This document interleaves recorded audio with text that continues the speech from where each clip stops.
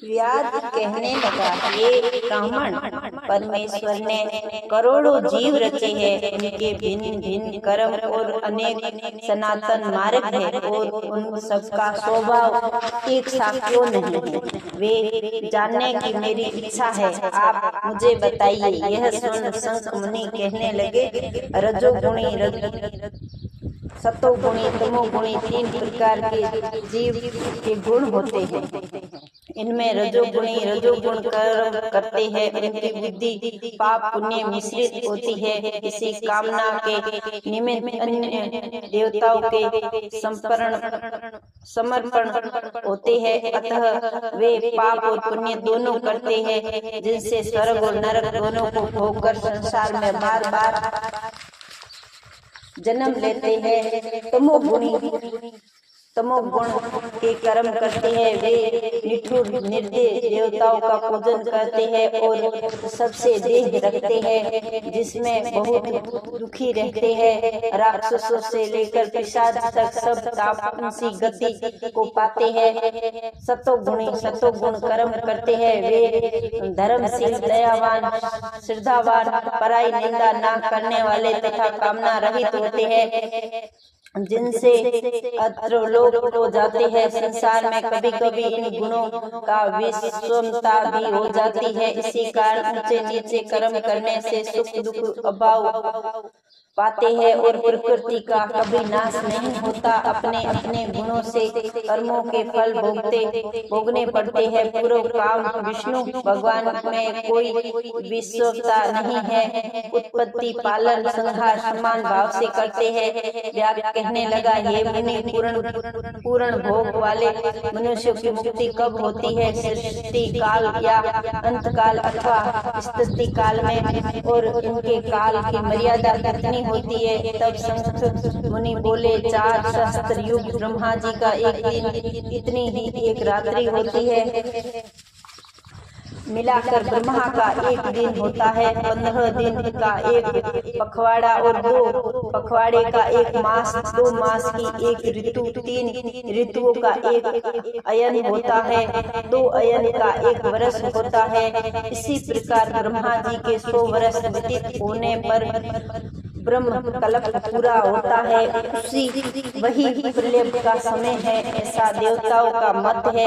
प्रलय 3 प्रकार की होती है। एक मानव प्रलय, जब मनुष्यों का अंत होता है। दूसरी दैनिक प्रलय, ब्रह्मा जी के दिन की समाप्ति के समय होती है। तीसरी महाप्रलय, जो ब्रह्मा जी के लय के समय होती है। 14 मुनि के प्रलय होने पर एक दैनिक प्रलय होती है। उन प्रलयों की उन्नति के अवधि पर्यंत स्थिति रहती है। मनवंतर प्रलय में भू स्वाहा तीनों लोगों का लय होकर चेतन जीवों का नाश होता है। लोगों के स्वरूप का नहीं, केवल उन लोगों के पूर्वव्रत जल प्लान हो जाता है। अंत में चेतन जीवों की पुण्य उपस्थिति होती है। और दैनिक प्रलय में ब्रह्मा जी के शयन करने पर चेतन अभिभूत जीवों सहित लोगों को लोक उसका नाश होता है। केवल सत्य लोक रह जाता है। कोई सत्य विमानी देवता और मुनि ही तथा सत्य लोक के शयन करने वाले ही बचे रहते हैं। वे सब कल्पांत तक सोते रहते हैं। फिर रात्रि के समान होने पर पूर्व सृष्टि के अनुसार ब्रह्मा जी सृष्टि की पुण्य रचना करते हैं। ऋषि, देवता, पितृलोक और वर्ण धर्मों सहित चारों वर्णों का अलग अलग रचते हैं। तब चक्रधारी विष्णु के दशावतार पुण्य नियम के अनुसार होते हैं। जो देवता ऋषि ब्रह्मा जी के संग भक्ति पाने वाले हैं, वह ब्रह्मलोक में ही रहते हैं। और जो राजा, साधु और सिद्धि को प्राप्त करने वाले ब्रह्मलोक वासी है, वे सब सत्यलोक में ही स्थित रहते हैं, यहाँ नहीं आते। कलयुग समाप्त होने पर दैत्यों का नाश होता है। फिर वे अपने कर्म अनुसार वैसे ही कर्म करने वाले होते हैं और अपने निर्णय स्थान में अपने अपने गोत्रों में जन्म लेते हैं। अब तेरे सामने सृष्टि काल और मुक्ति काल का वर्णन करूं, सो सावधान होकर सुन। देवाधिदेव भगवान का एक नियम ब्रह्मा जी के कल्प के बराबर होता है, ततंदर भगवान का उतना ही उन्मेष अर्थात पलक का खुलना होता है। निश्चित उस समय में उन्हें अपने क्रूर से रोगों में सृजन की इच्छा होती है। जब ब्रह्मा से लेकर विष्णु तक विष्णु की कृपगत होकर श्री ध्यान व्यतीत रहते हैं। उमेश के प्रथम भाग में चतुर्षि महात्युक्त विभु पाठयुक्त होकर व्यूह में स्थित वासुदेव से ब्रह्मा को संयुक्त मुक्ति देकर महाभ्युति तत्पश्चात महताओं को तत्व ज्ञानी रूपी सारूप मुक्ति देते हैं, किसी को समीप मुक्ति देते हैं तथा अन्य मनुष्यों को लोकाक्ष मुक्ति देते हैं। अनुरुद्ध रूप में संपूर्ण स्थित लोकों में अवलोकन करते हैं। प्रद्युम्न से सृष्टि के रचने का विचार करके माया, जया, कीर्ति और शांति आदि शक्ति के युक्त महाविष्णु भगवान भिन्न कर्म और सहायक वाले लोक की रचना करते हैं। स्वयं पूर्व काल नेत्र खोलने के अन्य पर फिर विष्णु भगवान योग माया का आश्रय लेते हैं। व्यूह संकल्प से चराचर नाश करते हैं। सब उस महात्मा का अवनीर्ण काम है। यह कार्य महाब्रह्मविद और योगियों द्वारा ही अथनित सुनकर व्यास बोला, हे महाराज, धर्म कौन से है और किन धर्मों से विष्णु भगवान प्रसन्न होते हैं? व्यास के ऐसे वचन सुनकर शंख मुनि बोले, जिनका चित्त सदा विष्णु भगवान के चरणों में हरि स्मरण में रहता है, जो लोग महात्महीन रहते हैं, सदाचारी परोपकार करते हैं, उनको शास्त्र, गुरु, साधु और शुभ कर्म में विश्वास है, और जो सदा विष्णु है, वही भागवत धर्म में सब देशों में घूमते हैं। सब कर्मों को करना और धर्मों को सुनना, परंतु चित्त को विश्व में रखने वाले कुछ भी नहीं कर सकते।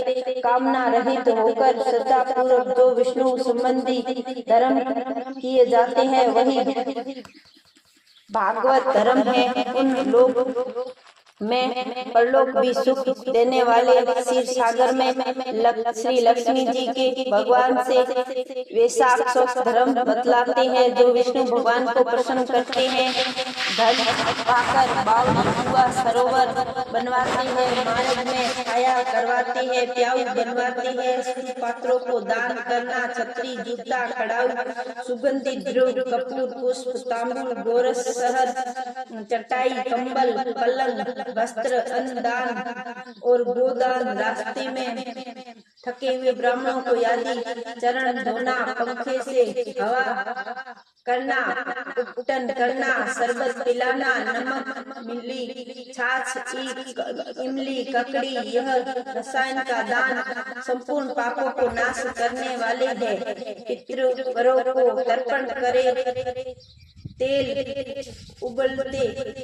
उबटन छोड़ दे, कांसे के पात्र में भोजन ना करे, निश्चित भोजन और स्वस्थ विचार करे।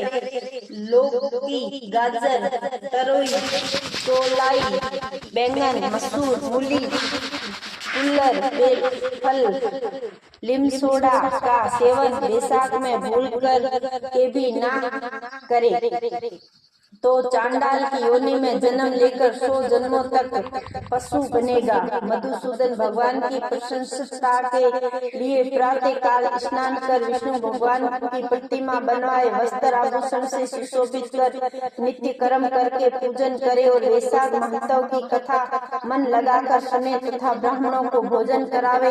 दक्षिणा सहित प्रतिमा ब्राह्मण को अर्पण करे। वैशाख की द्वादशी को दही और अन्नदान, जल का घड़ा, तांबूल, फल और दक्षिणा योग्य ब्राह्मण को दे। धर्म राज को प्रसन्न करने के लिए दही और अन्न, तांबूल, दक्षिणा दान करे। पहले दही और अन्न से पितृवरों की तृप्ति के लिए अक्षत से फिर गुरु और विष्णु को दे और यह शक्ति गोदान कर वैकुंठ प्राप्ति के नियम विष्णु भगवान से प्रार्थना करे। ऐसा करने से सब पापों से छूट जाते हैं। अपने 100 कुलों को उद्धार कर सूर्य मंडल की वेद विष्णु के परम धाम को जाते हैं। जब श्री सूत जी वैशाख मास के कर्मों की कथा कह रहे थे, इतने में ही वहाँ पंच साखी वृक्ष पृथ्वी पर गिर पड़ा और वृक्ष की कठोर से में से एक बड़ा भयंकर सर्प निकाल कर पाप रूपी देह का त्याग कर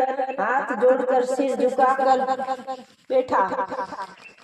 तब श्री सूत जी कहने लगे, शंख मुनि और व्यास दोनों बड़े विस्मय में हुए। और तब शंख मुनि ने कहा, तुम कौन हो और तुम्हारी दशा ऐसी कैसे हो गई थी? हे सौम्य, किस कर्म से तेरी ऐसी शुभ बुद्धि हो गई और तेरी मुक्ति कैसे हो गई?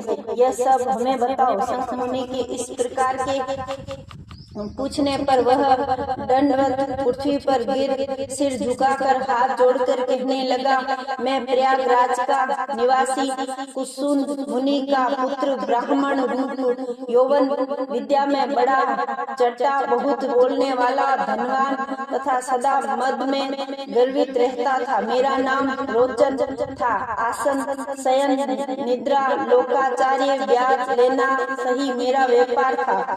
मेरी किसी पर श्रद्धा नहीं थी। इस तरह से मेरा कोई बहुत समय नष्ट हो जाता था। वैशाख के महीने में जयंत नाम के ब्राह्मण भगवान के प्यारे वैशाख मास के धर्म की कथा सुनाया करते थे। जहाँ चारों वर्ण के हजारों स्त्री पुरुष प्रातःकाल स्नान कर मधुसूदन भगवान का पूजन कर कथा सुनते थे। मैं उस सभा में पगड़ी पहन कर पान चबा वहाँ का कौतूहल देखने जाता था। जाकर कभी हंसी कभी निंदा करता था। ऐसे लोग बातें में सब सोचा का मन चलायमान हो जाता। उसी दोष के कारण मेरी बुद्धि नष्ट हो गई, आयु क्षीण हो गई और 14 मनवर तक भयंकर नरक में पड़ा और 84 लाख योनि भोगकर अब मैं इस विशाल वृक्ष की खोखर में महापूर सर्प की योनि पाकर निवास कर रहा था। हे देवते, अपने पूर्व जन्म के कर्मों के फल से 10 सहस्त्र वर्ष में निराहार निवास कर रहा था। हे देवी योग, आपके मुख कमल से निकली कथा को चक्षकोल द्वारा सुनने से मेरे सब पाप दूर हो गए और सर्प योनि छोड़ दिव्य देह धारण कर आपकी शरण में आया हूँ। मैंने तो कहीं कोई उपकार ही नहीं किया, फिर सज्जनों का यह संग कैसे हुआ? अब आप मेरे ऊपर अनुग्रह करो, जिससे मेरे धर्म में मेरी बुद्धि हो, सुंदर गति मिले और सच्चे प्राचित साधु महात्माओं की संगति मिले। विष्णु भगवान के प्रति और उनको कभी ना भूलूं। ऐसे प्रकार अनेकों प्रस्तुति कर हाथ जोड़कर सिर झुकाकर मुनिवर के आगे चुपचाप खड़ा रहा। शंख मुनि ने प्रेम से भरे उनको दोनों हाथों से उठाया और अपने अनुग्रह कर भावी वृत्तांत कहने लगा। दिव्य वैशाख मास और विष्णु भगवान का महत्व श्रवण करने से तेरे सब पाप नष्ट हो गए। तू कर्म से अतिवाहन लोकों में जाकर फिर दशान देश में ब्राह्मण के घर जन्म लेगा और वेद शर्मा नाम से प्रसिद्ध होकर सब विद्याओं में सहायक होगा। प्रत्येक जन्म में तेरी अनंत जाति स्तुति होगी।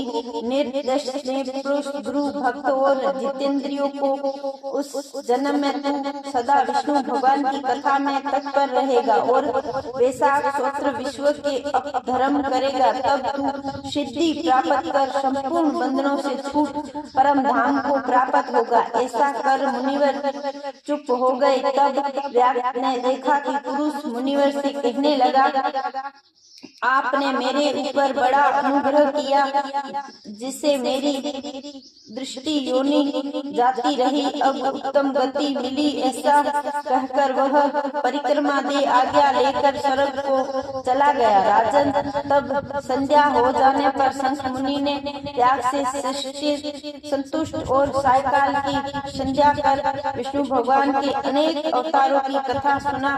रात्रि के शेष भाग में व्यतीत कर ब्रह्म मुहूर्त में नित्य कर्मों से नियमित होकर प्रसन्न मन से व्याग को बुलाकर उसके सिर पर पोषण कर राम ये 2 अक्षर का जप मंत्र करने में मन्नत भी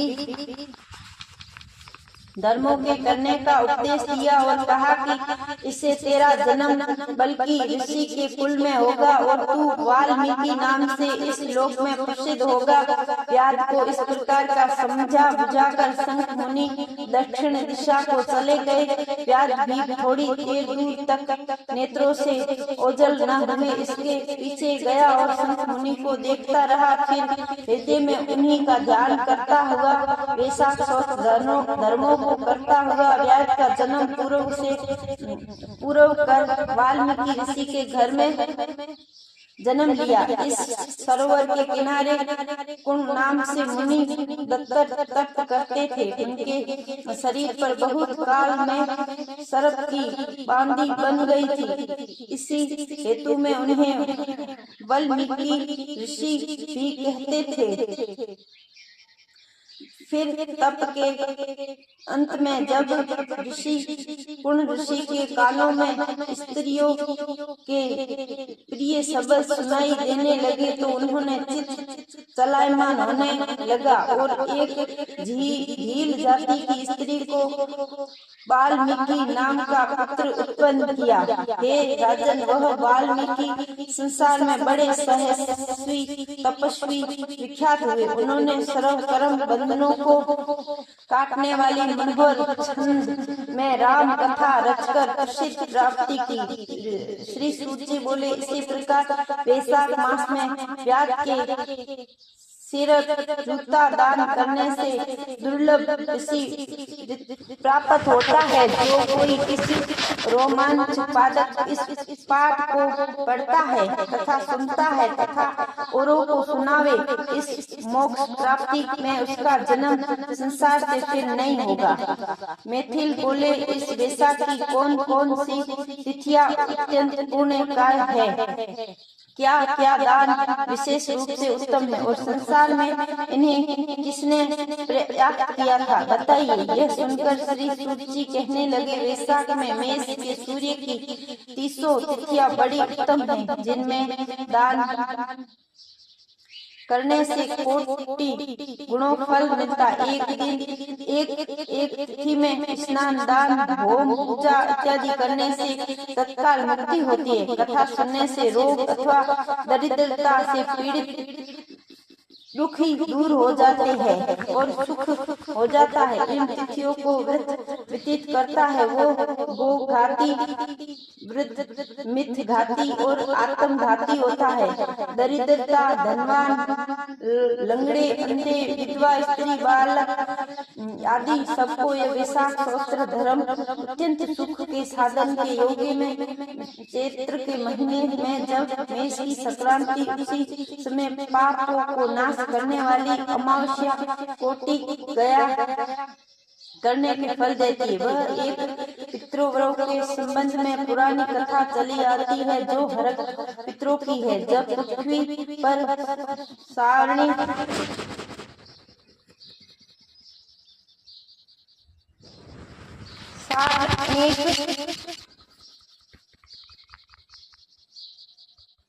पापों को नाश करने वाली कथा चली आती है हर्षों पितरों की। जब पृथ्वी पर सारणिक मनवर का राज्य था, तीसरे कलयुग के अंत में जब संपूर्ण धर्म नष्ट हो गए, उस समय आनंद देश में धर्मवर्ण नाम का कोई ब्राह्मण हुआ। उसने उसी कलयुग के प्रथम पाद में मनुष्य को पापों से युक्त और अपने अपने वर्ण धर्मों से हीन देखा। तब एक दिन वह मुनि महात्माओं के शस्त्र यज्ञ के दर्शन के निमित्त पुष्कर क्षेत्र गया। वहाँ ऋषि मुनि लोग कलयुग की प्रशंसा कर रहे थे। सतयुग में जो वर्ष भर में माधव भगवान का प्रश्न होता, वह नेत्र एक मास में दोपहर में एक ही दक्ष के उसने 10 गुना पुण्य कलयुग में विष्णु भगवान का स्मरण करने से होता है। केवल एक हरि नाम उच्चारण करना उचित है। जब यह प्रसंग हो रहा तभी नारद मुनि खूब हंसने लगे और उत्तम की तरह नाचने लगे। निसंदेह वह कलयुग में बड़ा पुरुष रूप आया है। केशव भगवान कलेश नाश करने वाले हैं, स्मरण मात्र से प्रसन्न होते हैं। परंतु कलयुग के आगमन से आप लोगों का यह ठहराना उचित नहीं है। पाखंड मध्य भारत को छोड़कर सुख पूर्वक अंत में जहाँ कहीं मन प्रसन्न हो विचरता है, वह वचन सुन व्रतधारी मुनि यह समाप्त कर शीघ्र ही चले गए और धर्म वर्ण की पृथ्वी त्याग कर वह विचार कर ब्रह्मचर्य व्रत में जटाधारी साधु की भांति कलयुग में अनाचारों को देखने गए। जहाँ जाकर देखते हैं संपूर्ण मनुष्य जाति घोर पाप में मगन है। ब्राह्मण शूद्र और सन्यासी पाखंडी हो गए हैं। पत्नी पति में, गुरु शिष्य में, सेवक स्वामी में, पिता पुत्र में परम विरोध रहता है। ब्राह्मण शूद्र वो बकरी के समान हो गए हैं। वेद कहानी मात्र में ही रह गए हैं, साधारण हो गए हैं। देवताओं की जगह भूत पिशाच ने ली है, पूजा होती है। अधम से नीचे पुण्य हो गए हैं। कलयुग में भ्राता भक्ति से, पिता पुत्री से संगम करते हैं। साधु महात्माओं का अपमान होता है, पापियों का सत्कार होता है। इसीलिए घोर दुराचार हो रहा था। ये सब देखते घूमते वर्ण धर्म आचार्य युक्त पितृलोक को गए। वहाँ पितृ गणों में बड़े भयंकर दुखों तथा अंधकूड़ों में पड़े हुए त्राही त्राही करते देखा, जहाँ किसी प्रकार का सहारा नहीं है। उन्हें देख बहुत विश्व में पड़े और दया भाव होकर बोला, तुम कौन हो? तुमने ऐसे कौन से घोर दुष्कर्म किए जिससे तुम यहाँ पड़े हो? तुम किस गोत्र के हो? उत्पन्न हुए हो? तुम्हारा कैसा उद्धार होगा? यह सब मेरे सामने कहो तो मैं तुम्हारा उद्धार करूंगा। आज ही कल्याण हो जाएगा। इसके ऐसे वाक्य सुनकर व्याकुल पितृवर प्रसन्न होकर दीन वाणी से कहने लगे, हम श्रीवत्स गोत्री है, हमारा यह पाप क्षीण है। हमारे लिए पिंड देने वाली कोई भी संतान नहीं है, इसी से हम दुरात्मा अन्य और कूप में पड़े हैं। हमारे कुल में एक धर्म वर्ण ही बड़ा यशस्वी है, वह सबको छोड़ अकेला ही विचरता है।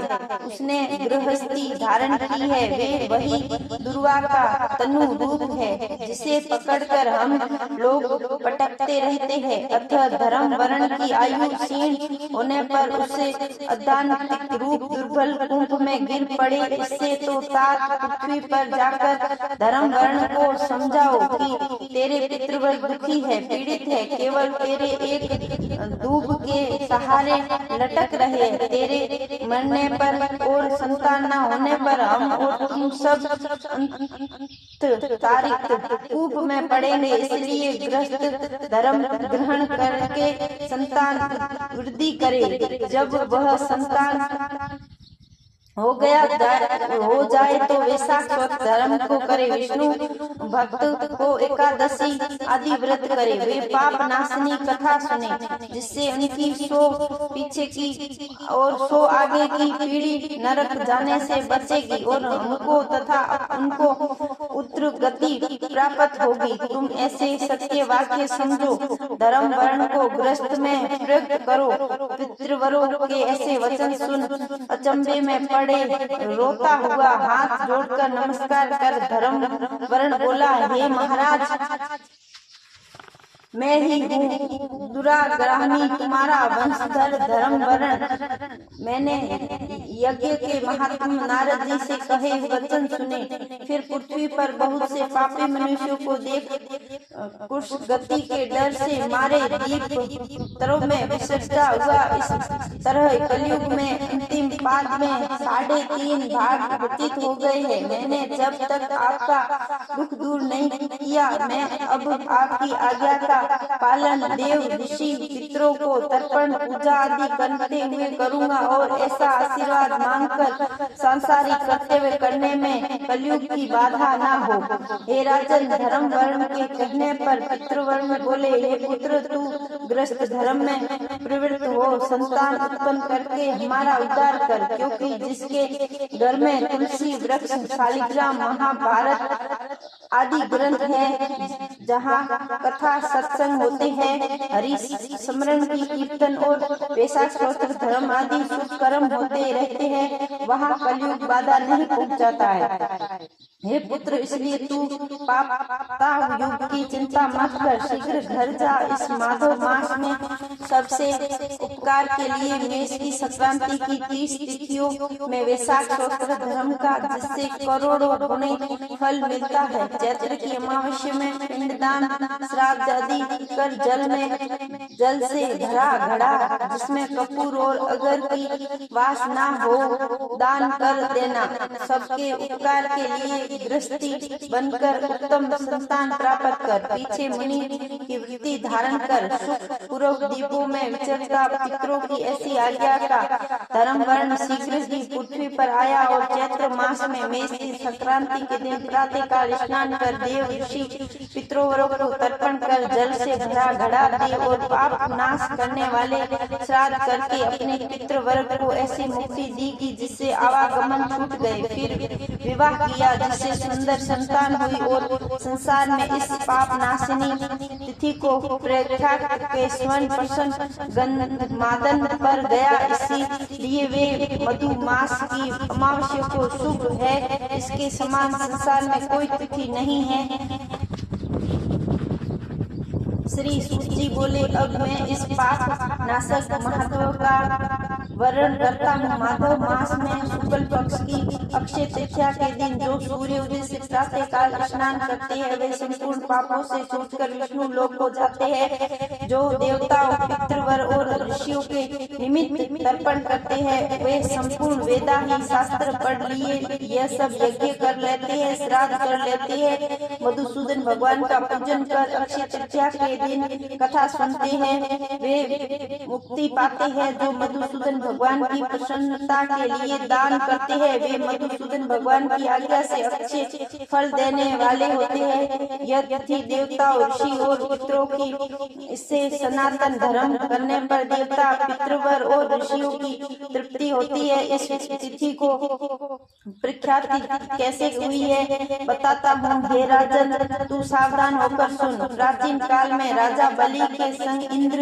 युद्ध हुआ तो देवताओं देवतियों का भी आपस में युद्ध हुआ। इस इंद्र पातालवासी बलि को जीतकर पृथ्वी पर उत्तेज के आश्रम में ले गया, जहाँ जाकर उसकी मंद गामिनी गर्भणी पत्नी को देखा, जिसकी कमर में सुवर्ण सूत्र में किणी शोभा दे रही थी। उसके कंकणों की झनकार से मनोदर ब्रह्म और कोकिलाओं के शब्द को जीत लिया। उनके प्रकार वस्त्र धारण किए और मधुर भाषिनी मद हास्य युक्ता शोभा दे रही थी। उसके कुंभ से पीना कुचों से अर्पण शोभा हो रही थी।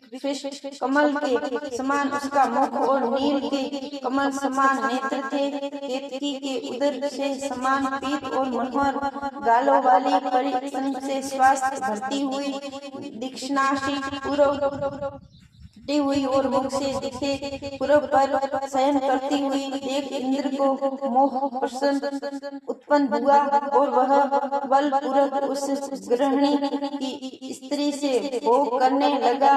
तब गंधर्व पिंड ने अपने गिरने के भय के दुखी होकर अपने पांव से योनि मार्ग को ढक दिया, जिससे इंद्र का वीर पृथ्वी पर गिर पड़ा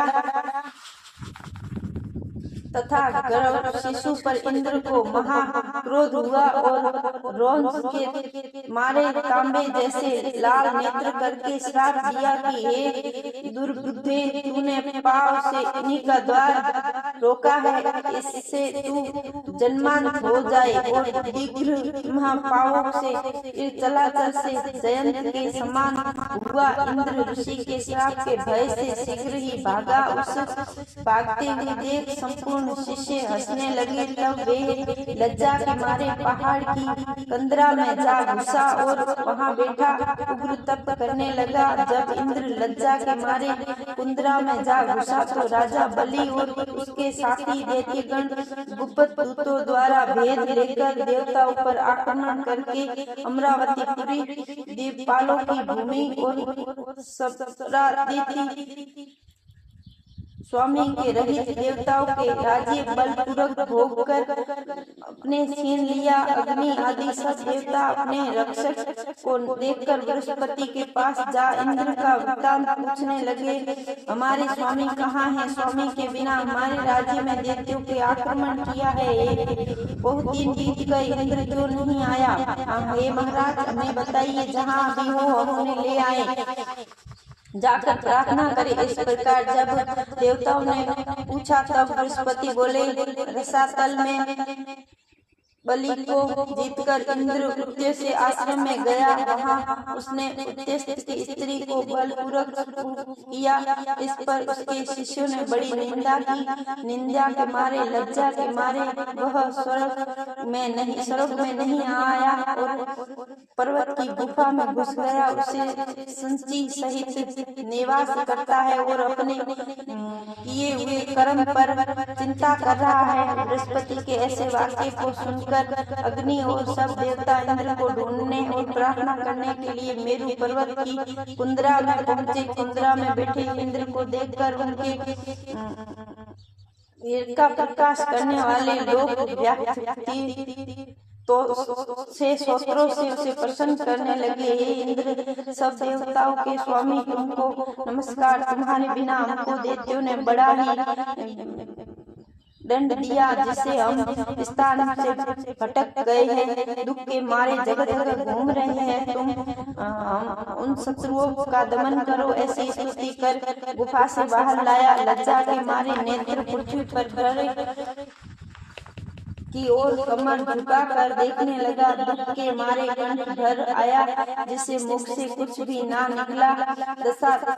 यह दशा देखते बृहस्पति जी बोले, हे इंद्र, तू शंका क्यों करता है? संपूर्ण जगत कर्महीन है। मान अपमान, सुख दुख, लाभ हानि, हार जीत सब पूर्व जन्मार्जित कर्मों के अनुरोधी होता है। प्राणी कर्मों के अनुसार चलते हैं। देव योगी के काल पाकर दुख अपने आप ही ऊपर स्थित होता है। बुद्धिमान मनुष्य दुख पड़ने पर भी कुछ चिंता नहीं करता और सुख से प्रसन्न नहीं होता। इसीलिए तुमको दुख का प्रारंभ से ही मिला है।